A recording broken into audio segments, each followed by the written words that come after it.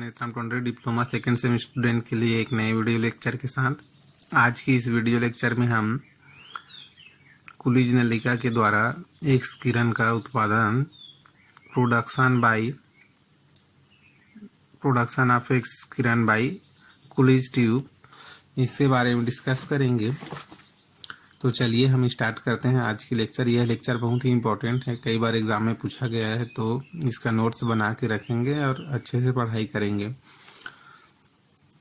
सन 1913 में doctor Coolidge ने एक ऐसी एक्स किरण नलिका का आविष्कार किया जिसमें रोंटगन नलिका के सभी दोषों को दूर कर लिया गया, जिसे कुलिज नलिका कहा जाता है। इसमें कठोर कांच का एक गोलाकार बल्ब होता है जिसके अंदर लगभग 10⁻⁻6 सेंटीमीटर का उच्च निर्वात होता है। इसमें दो नलियां लगी रहती हैं। एक नली में टंगस्टन का तंतु एफ होता है जिसमें बैटरी से नियंत्रित धारा प्रवाहित की जाती है। तंतु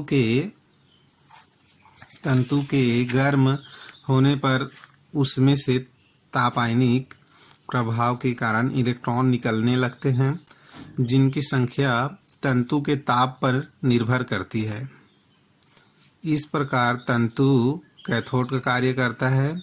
इसके चारों ओर मॉलिब्डेनम का एक खोखला बेलन होता है जिसे तंतु के सापेक्ष ऋण विभव पर रखा जाता है। इससे तंतु से निकलने वाले इलेक्ट्रॉन एक पतली किरण पुंज के रूप में संकेंद्रित हो जाते हैं। तंतु के ठीक सामने प्रति कैथोड अथवा लक्ष्य होता है।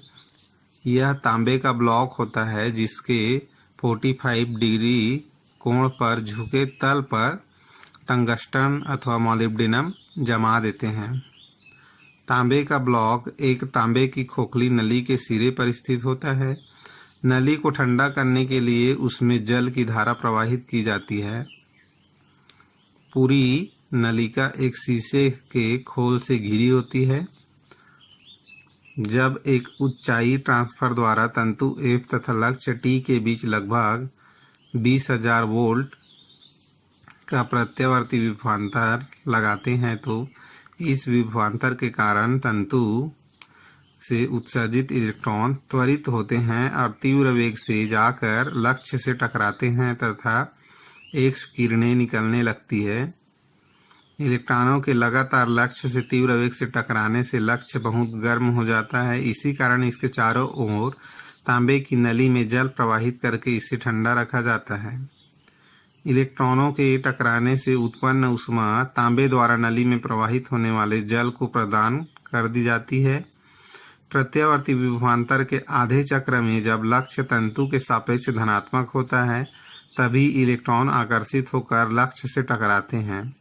शेष आधे चक्र में लक्ष्य तंतु के सापेक्ष ऋणात्मक हो जाता है जिससे इलेक्ट्रॉन प्रतिकर्षित हो जाते हैं, क्योंकि जो इलेक्ट्रॉन होता है वो निगेटिव चार्ज वाले होते हैं।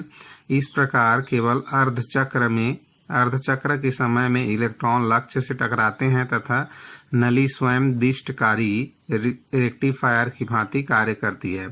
कुलिज नलिका से प्राप्त एक्स किरणों की तीव्रता तथा वेधन क्षमता को स्वतंत्र रूप में नियंत्रित किया जा सकता है। किरणों की तीव्रता बढ़ाने के लिए तंतु में प्रवाहित होने वाली धारा को बढ़ा दिया जाता है। इससे तंतु से निकलने वाले इलेक्ट्रॉनों की संख्या बढ़ जाती है तथा उत्पन्न एक्स किरणों की तीव्रता बढ़ जाती है। किरणों की वेधन क्षमता नली के सिरों पर लगाए विभवांतर को घटा बढ़ाकर कम या ज़्यादा की जा सकती है। धन्यवाद। अब इसमें एक assignment question what, is is एक्स किरण, what is X ray, X किरण क्या है।